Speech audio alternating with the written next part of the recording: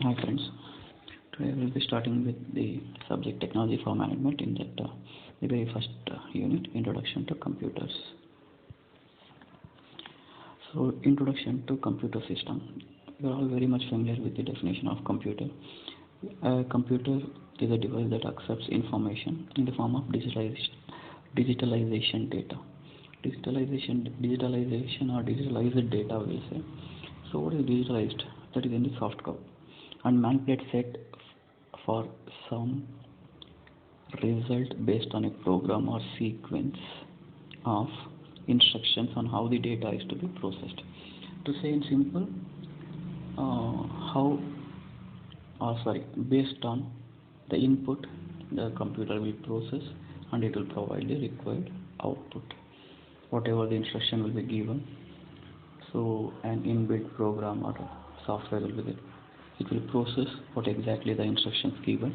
Based on that, it will process and it will provide the required data.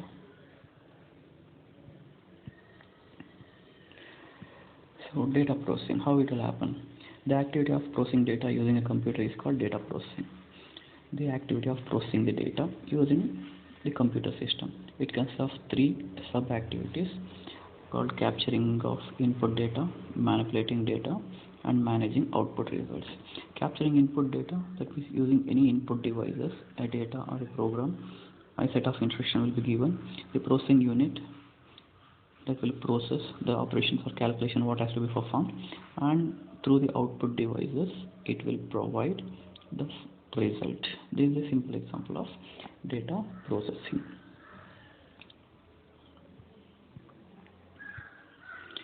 Next, coming to one of the important topics of history of computers, how the computers have been evolved. So to start with, the early developments will go back to the 400 BC. So before Christ, before this one, early in Egypt, the people were using abacus. I think nowadays the school kids of the age between 6 to 12, they will be learning through this particular one to improve their mathematical ability.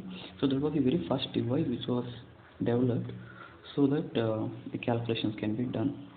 So that was the abacus. So and was later perfected in China in 12th century. And nowadays also they are using. Next comes Napier's locks and bones. So it was the person called John Napier who has developed this particular concept, used to perform both multiplication and division using a particular device that named after is called as Napier bones. Then slide rule. It was invented by William Outfred. It was used to calculations using the concept of logarithms. You know well was with log and antilog, so using that. Next comes Pascal's. That was in the year 1642. Basic. Blaise Pascal, a French mathematician, developed the first true calculator called Pascal's arithmetic machine.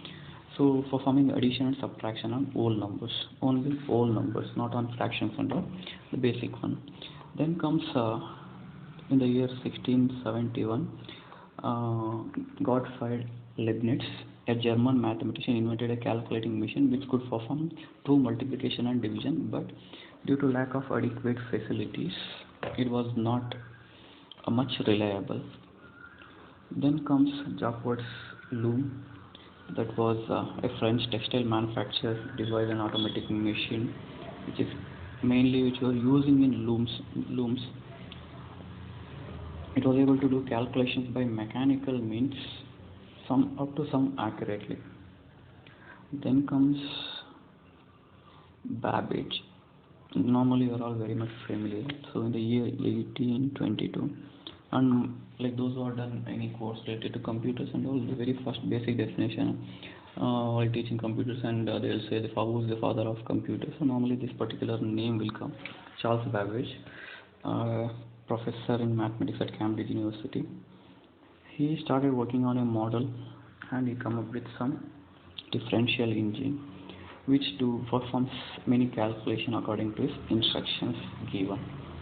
Then he only later in the year 1833 come up with something much better than the differential engine called analytical engine. So the general purpose automatic calculator, so much better than the previous one. So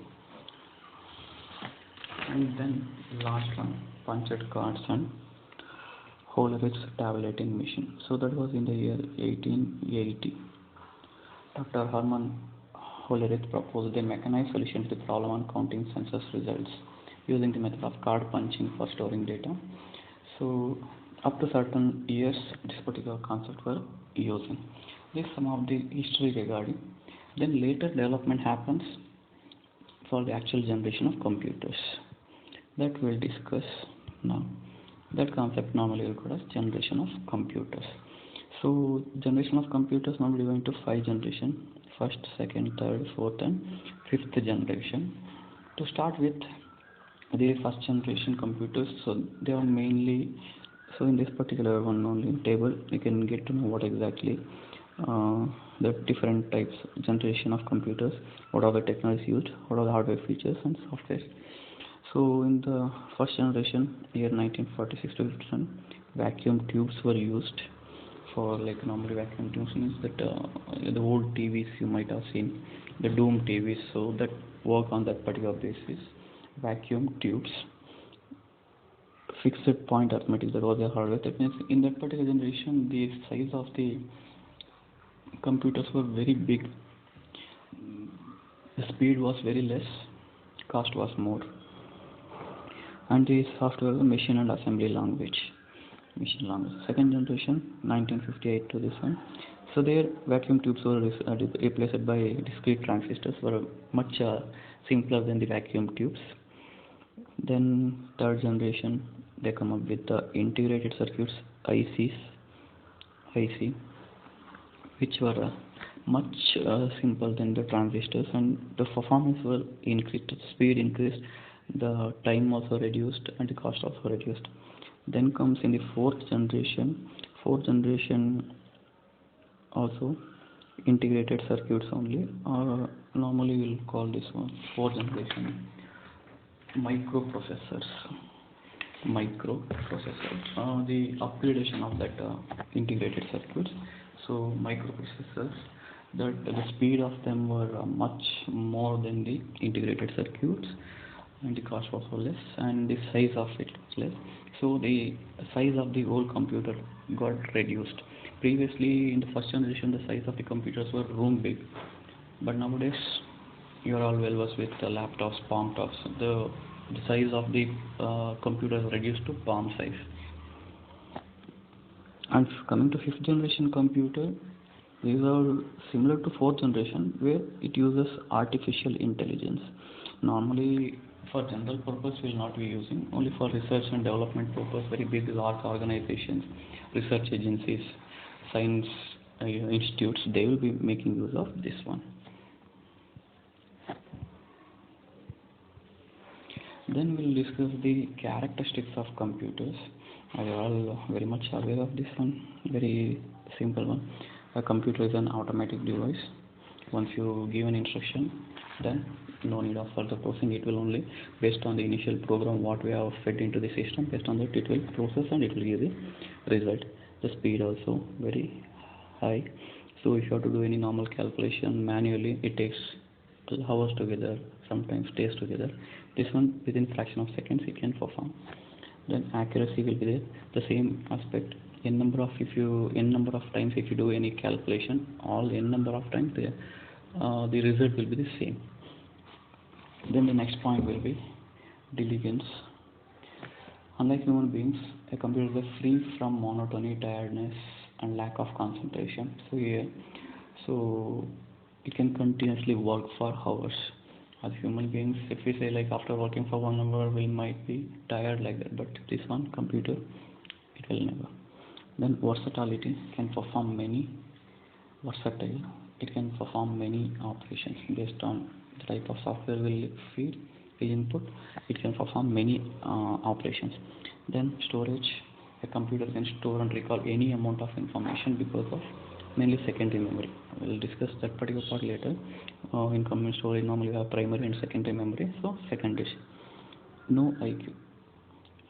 So here it will not think by its own. Whatever the software which will be built are developed and inputted into the system. Based on that, it will work. That's it.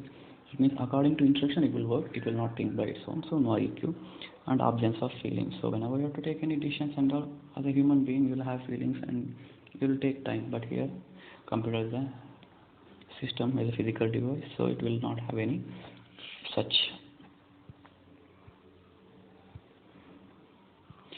Now, the next important concept is major components of computer system. Normally there are four components. Input unit, which is here, input, then processing unit, so that is this one, combination of CU and ALU, control unit and arithmetic logic unit, then storage, of primary and secondary memory,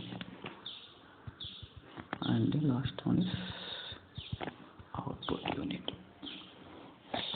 So these are the main major components of device. So to explain the basic working of this one,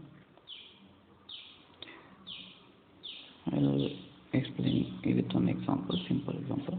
Whatever the input you will be providing, that will be first sent to the central unit. If the instruction is based on any mathematical calculation, then it will send to the arithmetic and logic unit. It will perform, and if any data is required, it will send back signal to this control unit. Then it will send that device detail into primary storage. Then with the use of secondary storage, any data which is stored in the storage, it will access to it. It will get back, and it will provide it to control unit. Then control unit once again send it to the logic unit. It will perform the operations. Then control unit sends that to the output. So this is the working of any computer system. It can be any computer system. So these are the basic working. Using input device will give instruction. The control unit will process that instruction. It will send to ALU. Also, it will use with the use of primary and secondary storage. It will retrieve the data which is required to perform that action. Then once that operation is done, the result will be displayed to output devices. So the types of input output device we'll be discussing in the later sections. Then coming to advantages of computer. So we are all aware the usefulness of computer. So it's the very first is it's efficient and wide range of computing. It's efficient. Why? So because of its accuracy to do any scientific engineering calculation at very rapid speed, or a wide range based on the programs, based on the software, it can do a wide range of computing. Then networking, one of the very important aspects, where using computer and with the proper internet aspects, you can communicate to any part across the globe. So that interconnection normally across networking. Then security, user can using password and other security measures, they can secure their data. Then durability of data, the file stored will be kept for very longer duration. Normally sometimes what happens, the soft data which will be stored, it can be stored for very long time.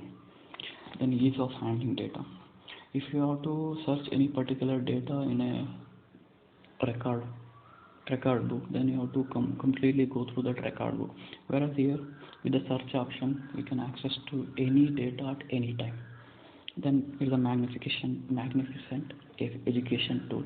So with the proper use of required softwares, you can make use of this one for learning better. So as any particular thing which has pros, certainly it has cons also, that is disadvantages. So it is dependent on user. First disadvantage, dependent on user means whatever the instruction, based on it will act. If instruction is wrong, certainly the output is also wrong. Then cannot correct the errors. Based on the instruction, it will give results. That's it.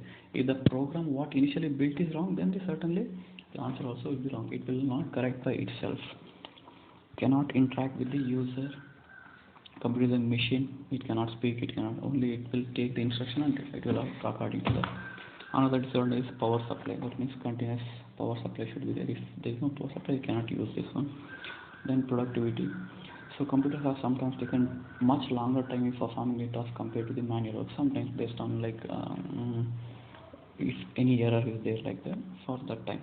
Then reasoning. Computers have several advantages, but still computers cannot think based on the preset programs. It will work. That's it. Out of the box, it will not think. Out of the programs, it will never think.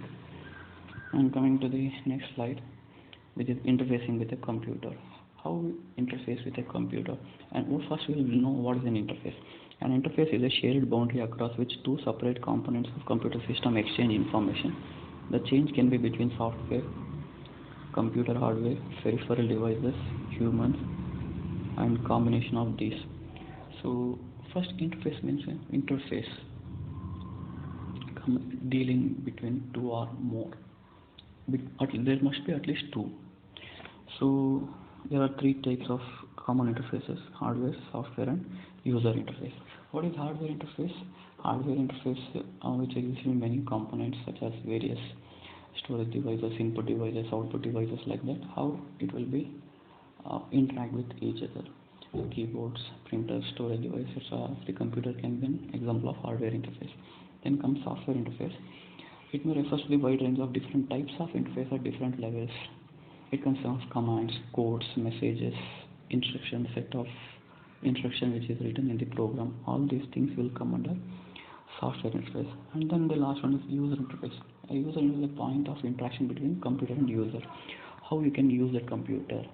For example, in the display, it will in the monitor it will display the content. Based on that, using the keyboard, you will try to operate. So your keyboard that in display will be an interface aspect between the computer and user.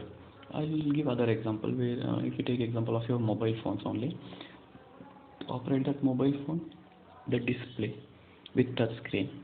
So the display will through the display it will display your mobile screen will display the contents which is there in your mobile, and using that with the use of touch screen you will access the required applications, required data, like that.